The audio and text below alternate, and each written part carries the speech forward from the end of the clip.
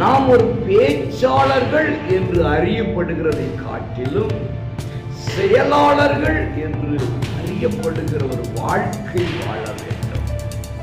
கிறிஸ்துவை தரித்துக் கொண்டிருக்கிற ஒரு வாழ்க்கை வாழ வேண்டும்.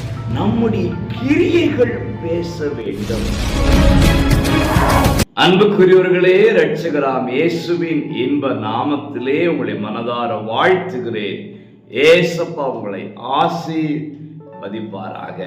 தீத்து 1:16 அவர்கள் தேவனை அறிந்திருக்கிறோம் என்று அறிக்கை பண்ணுகிறார்கள், கிரியைகளினாலோ அவரை மறுதலிக்கிறார்கள்.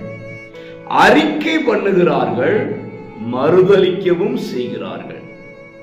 ஒரே வாய் அறிக்கையும் செய்கிறது, மறுதலிக்கவும் செய்கிறார்கள்.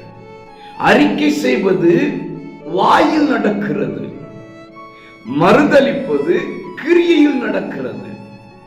ஆக வார்த்தை ஒன்று, வாழ்க்கை ஒன்றாக காணப்படுகிறது. இன்றைக்கு நம்முடைய கிரியைகள் பேச வேண்டும், நம்முடைய செயல்பாடுகள் பேச வேண்டும். உறவுகள், உலகம் நம்முடைய வாழ்க்கையை பார்க்கிறது. ஆக நம்முடைய வார்த்தையும் வாழ்க்கையும் கிறிஸ்துவை பிரதிபலிக்கிறதாக இருக்க வேண்டும். அப்பொழுது கிறிஸ்துவானவர் நம்மளிலிருந்து வெளிப்படுவார்.